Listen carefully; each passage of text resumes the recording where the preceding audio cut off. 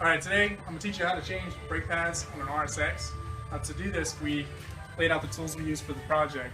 We use a crossbar to take the lug nuts off, and you use a 12mm ratchet with a 17mm wrench to take the bolts out of a spring compressed caliper. And you might have issues getting the caliper off, so you might have to persuade it. We just use the hammer and a flathead to help it come off a little easier. Once you get that off, you're going to want to back up the brake cylinder, is what we call it. I think that's the official name, I'm not sure. But we use channel locks to rotate it, and then once you get the space big enough, you can take out your old ones and put these new ones in. We just got these from AutoZone, but these are the ones we're going to use. Now to jack up the car, you kind of want to, it's kind of a procedure.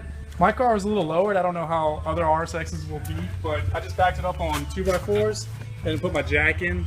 Once you get the jack in and you get it lifted, you want to make sure you put your jack stands in. I put one here, and then I put one in the rear. Put one in the rear, and we also laid a rug out so it don't get too dirty. But on the rear, you want to make sure you put it on the frame and not the actual suspension. So once you get that all prepped, you go ahead and back out your lug nuts and start working on taking the tire off. Once you get that off, then once we get this off, then I'll come back and explain the rest of it, so you get a better visual and everything. So, alright, so once you get your tire off, you want to take your 12mm socket wrench, place it on these two bolts right here. And once you get that on, you're going to want to take your 17mm wrench, place it on these hex nuts right here, and hold them while you unscrew your bolts. Now this is going to loosen up your brake pads so you can slide them out. During this process, you want to make sure your e-brake is off, that way you don't have tension here. If it's on, you'll never get it off, and sometimes you have a little tension here no matter what, so you're going to want to knock it out a little bit. But if your e-brake's on and you're trying to knock it out, you might be able to break something. So you want to make sure all that is prepped before you go ahead and start knocking on anything. Put your socket here and your wrench on this hex bolt.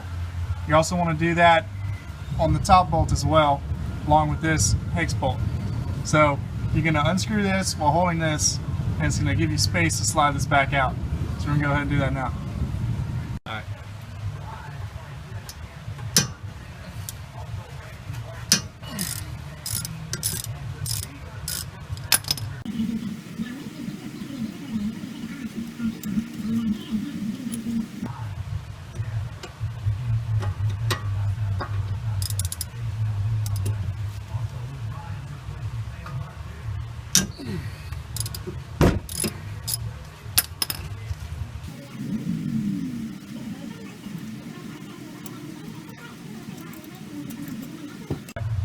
Alright, so once you get the bolts up, you make sure your e-brake's down, and you're gonna, might be a little hard to pull off, so I got a hammer. We're just gonna tap. You're gonna tap this point and this point to release it.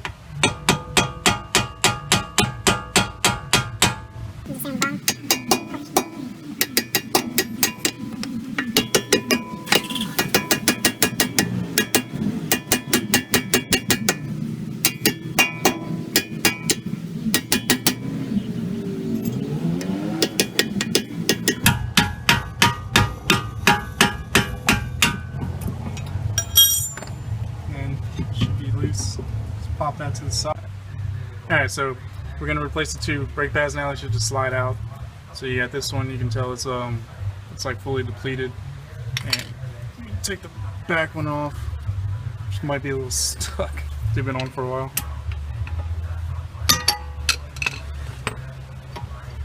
And you can see these are pretty much done too, and it starts making sounds whenever this metal piece hits, and you don't want to leave it on too long and start tearing up your rotor. But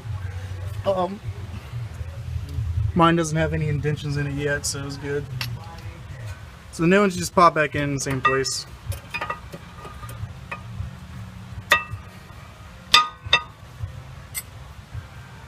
Put this one down.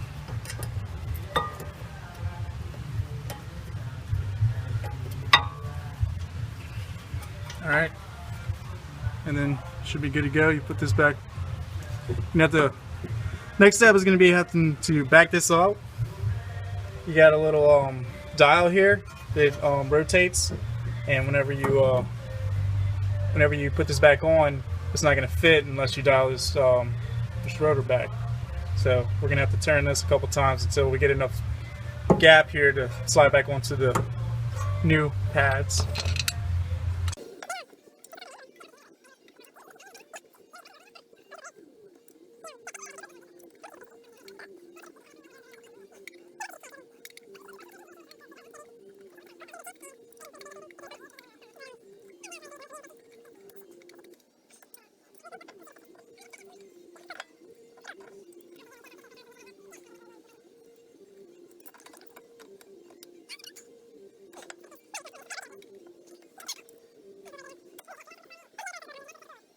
Now I get it.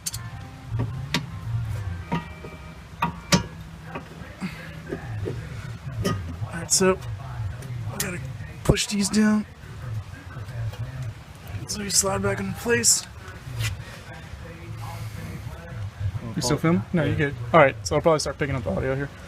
Alright, so once you get this slide back onto place, you take your screws, you slide them back on. These have springs on them that that are really they don't have much tension, so you can push them back to slide this back on, and you just push these back in to hold their place, get them started. You make sure to get the bottom one too.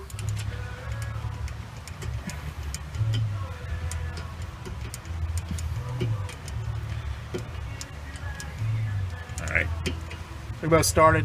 Now this whole process was done without having to undo the brake line. Some people like undoing the brake line because there is a chance that whenever the caliper is off of the rotor, it'll cause too much tension on the brake line and you might end up having a leak or something. So you want to make sure it's supported.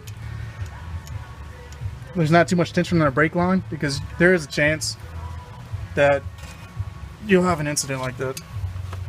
So I got it tightened up by hand. I'm gonna have to go back using my wrench and my sockets. Wherever the wrench is.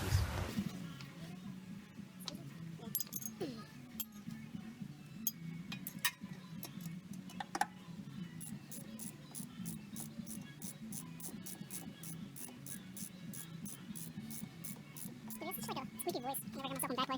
It's weird. I feel like a deeper voice than me.